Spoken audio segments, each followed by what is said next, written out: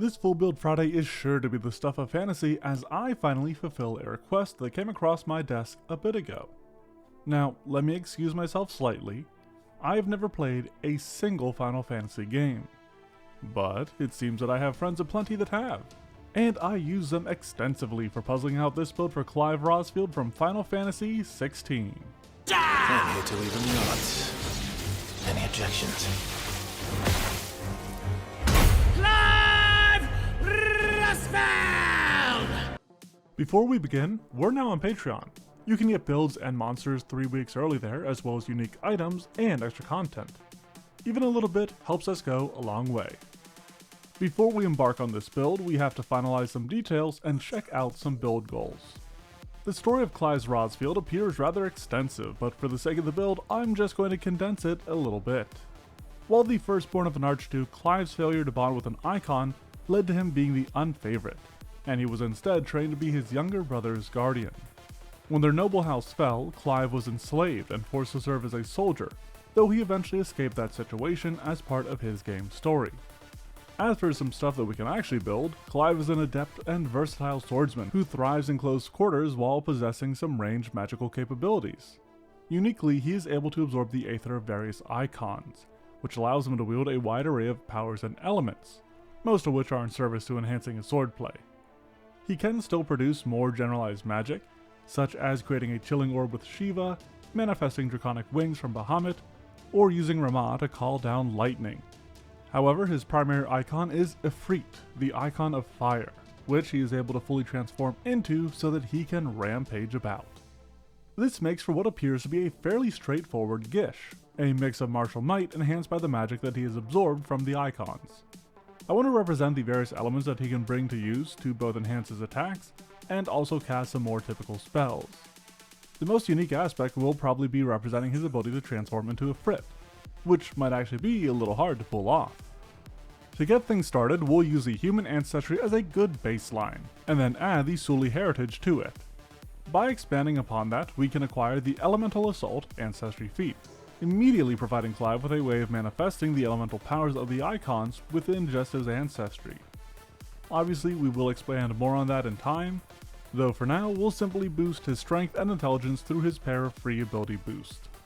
While Clive was enslaved as a soldier rather than a pirate, I still think the press-ganged background is appropriate for his situation. You could certainly still consider something like noble if you want to lean into him being the son of an archduke, but sticking with press-ganged will make him trained in athletics and labor lore, while also granting him the armor assist skill feat, allowing him to more swiftly don his own armor or aid others in doing so. Once again, he spends the initial boost on strength before taking his background's free boost to intelligence. Quick and concise for Clive's class, I'd consider the classic combat caster, the Magus. The use of multiple icons and elemental effects make this strength-based class a solid fit for the design that we'll be going for. Its spell strikes are a great way to represent some of the more obvious effects, and his ability to coat his weapon with elemental matter, mostly fire, matches Arcane Cascade pretty perfectly. His use of a sword with a free hand does limit our hybrid study options just a bit, and I think Aloof Firmament is ultimately the way to go. This is a very Wushu inspired style, and one of the things that drew me to it was its Sky Laughs at Waves focus spell, which could be thought to resemble the aerial combos that are honestly a baseline aspect of his kit. As for his more unique effects, we can start exploring his spells. Ignition is a must given his association with Ifrit, while I think Gouging Claw or Slashing Gust alike really suits some of the Garuda effects that I saw him utilize. Livewire works for Rama, and then I think you could fit in Scatter Screed for Titan, as long as you do some reflavoring. Similar elemental effects found among his first rank spells can match similar characters, but I do want to call out Breathe Fire to represent Bahamut's Flare Breath, as well as the surprisingly non-elemental gravitational pull for Garuda's Deadly Embrace, letting him drag in an enemy so that he can lay out a beatdown. As an arcane caster, we obviously start out with training in Arcana, but gain further training in Acrobatics, Intimidation, Society, Stealth, and Thievery. We lean a bit more into the physical with his ability scores by boosting his Strength, Dexterity, Constitution, and then Intelligence, because his spells will actually be a sizable component of his build, and so I do want to make sure that they have a healthy DC for the ones that require it. We will eventually want to work our way into light armor for the sake of his Aloof Firmament, While weapon-wise, I would equip him with a Bastard Sword, just so that he can switch up on enemies when he wants to. A wide array of these spells and effects that Clive's creates seems to cover a sizable area, which makes Expansive Spell Strike a fantastic addition to his class feats at 2nd level. While I am confident in that choice, I'll admit that I'm a bit less sure when it comes to skills and their feats for Clive. I went with Titan Wrestler here mostly to lean into his freehand fighting style. His preference for using a sword in one hand means that he can be using that other hand to grapple, trip, or reposition his enemies. The Magus is unfortunately missing class features at 3rd level, likely because they get 2nd rank spells here, but Clive will at least become an expert in athletics with this skill increase. He'll take the Fleet General feat because that feels a bit more in line with these sort of anime boys, which the Magus class is also great for. For example, we can bring down Ramah's lightning by spell striking with Sudden Bolt, whereas Flame Wisp honestly seems like a great way of representing Bahamut's satellite. As we get into 4th level, I want to acknowledge that one of the greatest weaknesses of the Magus, aside from needing 2 or 3 rounds to charge up, is their lack of spells. A wizard dedication can help with that, while keeping to the arcane spells that he favors, and intelligence-based DCs. The School of Battle Magic seems an obvious choice, and he further becomes trained in crafting through this. We then have a bit of a switch up on his skill feat with Courtly Graces. This references not his physical prowess, but rather the rearing he had as a son of an Archduke, even if he wasn't the favorite between himself and his brother. For the 5th level of this fervent flinger of fire, we find ability boost to his strength, dexterity, wisdom, and intelligence. That will make him trained in medicine, while his actual skill increase means that he becomes an expert in arcana. He further gains lightning reflexes and weapon expertise, which is about right for a martial, even one mixed with mysticism. We can round out this level with the Natural Ambition Ancestry feat, taken so that he can pick up Arcane Fists. Again, this kind of takes advantage of his freehand fighting style, but is honestly more inspired by the punches and such that he throws while channeling Titan. Though, when it comes to Bahamut's Gigaflare, Lightning Bolt is probably the arcane spell list's most famous line effect. For even more spells, we'll need to tap into the basic wizard spellcasting feat at level 6. As we start acquiring more of these arcane spells, I want to make a quick mention. I would mostly use your wizard spells for utility and buffing options, since their ranks will be lagging behind those of our Magus. That's not to say don't use any damage spells in your wizard slots, just be smart about doing so. For another option when it comes to playing smart, we can use Rapid Mantle as our skill feat. Although we did recently gain an increase to reflex, it will always be lagging behind our athletics, so the use of this feat can make sure that we can play a little bit safer when near ledges. In addition to those utility spells I already mentioned for the wizard spell list, the Magus gets a few more options with Studious Spells at level 7, which also features weapon specialization and a skill increase to make him a master in athletics. I lean a bit more into his speed with Incredible Initiative as a general feat here, while the Flicker spell might also fit this idea, though I originally took it to resemble Odin's Rift Slip. This rank of spells also has the Fly spell per the Wings of Bahamut grants, and then Ice Storm as a sustained cold effect per Shiva's Rhyme. At Clive's 8th level, he can use Runic Impression to gain yet another focus spell, which does mean a second focus point, as well as granting him another way to imbue his blade with elemental effects. We do then have yet another switch up on skill feats, as I'm just taking Intimidating Glare. Clive seems like a somewhat intense guy, and this could be a good way to get a quick debuff out there even if he doesn't become more than trained in Intimidation. 9th level is a bit busy with Alertness, Expert Spellcaster, and Resolve, plus the skill increase to make Clive a master in society. I'd use Tetra Elemental Assault as his ancestry feat here to expand on his Elemental Assault, effectively doubling its duration per use while expanding on the ideas we've started with Arcane Cascade, Runic Compression, and this baseline feat. And, sticking with some elemental effects, this level also has Elemental Form and Mantle of the Magma Heart, both of which can help us with representing Clive's transformation into a Frit.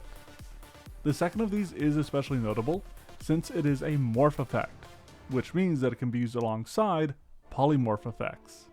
Stepping into sequence sees our spell-slinging swordsman sees ability boost to his strength, dexterity, constitution, and intelligence at level 10. Along with those, I'd grab Spell Swipe as his class feat. Clive seems to make a lot of wide swings and slashes, which this suits pretty well. Along with that, he can gain Underwater Marauder.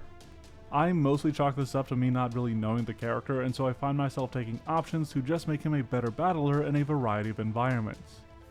That being said, if your game features more cliffsides and peaks rather than waterways, maybe go for Combat Climber instead. By level 11, our Magus does manage medium armor expertise, as well as a skill increase he can start applying to society to become an expert of it. We can start shoring up his life a little bit with robust health, making it easier for him to be healed and increase the effect of such efforts. From his spells for the level, Frost Pillar fits a way that a couple of Shiva spells can freeze people in place, while Flame Vortex is actually based on Garuda's Aerial Blast. This oddly named ability summons a big tornado, which I thought there was a spell for in PF2E, but if there is, it's not on the arcane spell list, so Flame Vortex should work. On the topic of spells, we can acquire even more through Expert Wizard spellcasting, and then expand on Courtly Graces a bit with Leverage Connections. Let good old Clive here call upon some old contacts after escaping enslavement to see if they can't help him out just a bit.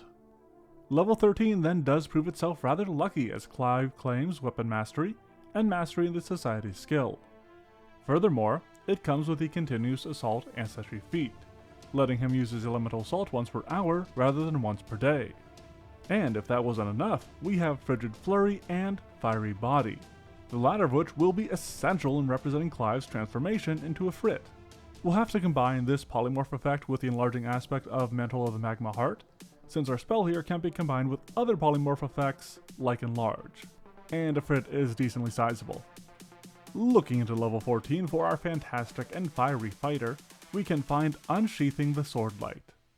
I think you could consider Arcane Breath if you want just more spells, but this is unique to Clive's hybrid study, and some of my friends think it resembles a few of his abilities, such as Ramaz's Pile Drive. I wanted to take a chance to show it off because a few more of those friends didn't even know this option existed, and that is something I want to do as part of these builds. As for his skill feat, I like Streetwise. It might seem an odd pick after he already has Courtly Graces, but my thought here is that Clive spent a good bit of time as an enslaved soldier, which this should lean into a bit more. Starting in with some ability boosts at level 15, we can increase the Strength, Constitution, Intelligence, and Wisdom for this crafty conflagration casting combatant. This of course comes with some training in survival, as well as a skill increase to make him a legend in athletics. His other class features for the level means that he also gains greater weapon specialization and Juggernaut, while along similar lines, he can add the Toughness General feat to his arsenal, just so that he can hang in the fight a little bit longer. Now, I don't know about you guys, but Magi in my games are always whining about their lack of actions. Since that is the case, I figured we could go ahead and add Hasted Assault into Clive's kit here. This extra action is certainly good, but honestly, just getting a third focus point is also really solid. After that, we can grab Cloud Jump for his skill feat, since we've got that legendary athletics, and also this feat just feels very anime to me. I mean, so does a Magus, but this definitely helps with that whole feel. Fortunately for the sake of his spells, Clive becomes a Master Spellcaster at level 17, while also achieving Medium Armor Mastery, and becoming a Legend in Arcana. Regrettably, I don't think Heroic Presence is particularly great for Clive, but there aren't really any other options from among his 17th level Ancestry feats, even after taking the Sully Heritage. I do however like Falling Stars here, as this spell can resemble something like Bahamut's Wings of Light with the way that they streak down from the sky. Though with greed that some might find draconic, I still want even more spells. So, with that being the case, we will be taking Master Wizard Spellcasting at 18th level. This will provide Clive with a spare 7th rank spell, which could be used to prepare a Fiery Body, instead of having to give up a Magus slot for it. And actually sticking with the arcane, there's also Unified Theory here. Being able to use Arcana to recall knowledge on pretty much anything is very useful, but I'll try to make sure that we get a bit more out of it by the end of this build. I have done a lot to ensure that Clive has spells aplenty in this build, and we can keep that going with 19th levels Double Spell Strike. I'll finish out his skills by making him a Legend in Society, while his last general feat will be Die Hard. Clive has been through a lot, and this will help to make sure that he makes it to see another day. Closing out the build with level 20, we'll see ability boosts to Strength, Dexterity, Constitution, and Wisdom. We can go from that right into Whirlwind Spell, which is again based on all the spinning and sweeping that we see, especially when Clive is channeling Odin or Garuda. We can also use Trick Magic Item. By combining this with Unified Theory, we can allow Clive to access scrolls or wands from any tradition, with Primal in particular being a good way to tap into more elemental effects. Now when it comes to playing Clive, he's honestly a pretty straightforward Magus. There aren't a ton of bells or whistles to Clive that you won't find on other magi, so you'll likely be spending the first few rounds setting yourself up. Wait for enemies to close on you while you boost yourself up with something like Flight or Mantle of the Magma Heart, which can then lead into Arcane Cascade. You can combine the second of those spells with Fiery Body to take on a form reminiscent of Ifrit, which has the added benefit of enhancing your fire spells.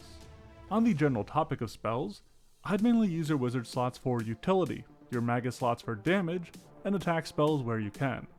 If you do want to use a save spell, try to coincide it with a debuff caused by you or another teammate. Oh, and always be on the lookout for weaknesses, since you should have a good array of options to target them. Now, before we get to our wrap up, Clive could use a free Archetype game to expand on his wizard archetype a little bit, and also gain some Magus feats along the way. However, in addition to those options, you might be able to get in a few fighter feats, such as Vicious Swing or Lunge, and I also think Blade Break feels super anime to me as well. For some more unique options, Investigator is always a fantastic addition to the Magus, with Devise a Stratagem being a great way to know when to bust out the big guns, while something like the Living Vessel dedication could help specifically explore Clive's association with the Igneous Ifrit. That does finish out the build for this Elemental Eliminator. Did we finalize this fantasy or have we fallen short? Let's review and find out. Clive Rosfield is a solely human Magus who has undertaken a hybrid study of the aloof firmament and has a press-ganged background. While Clive is the son of an Archduke, which he represents with his society investment and courtly graces, he was also enslaved to be a soldier, hence this background and the streetwise feat. The Magus class means that he can become a master swordsman, while also providing him with an array of spells that are further expanded upon by his wizard dedication. By using these very spells to focus on elemental effects, he can represent the various icons he uses, and the abilities that they grant him. For Shiva, he can create a sustained ice effect such as Rhyme with Ice Storm, the Freeze with Frost Pillar, and the dash plus damage of Cold Snap with Frigid Flurry.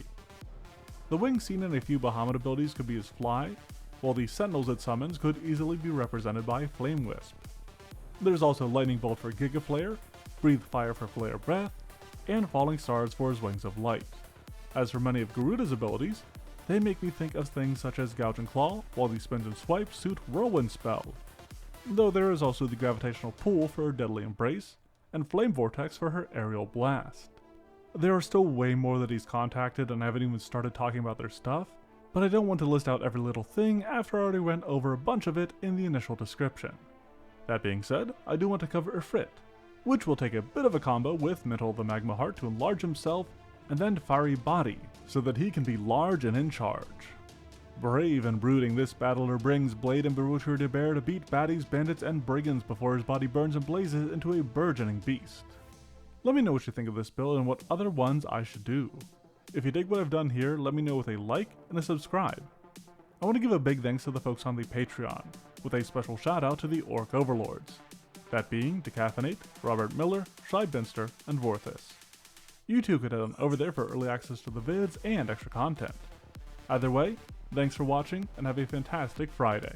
The only fantasy here is yours!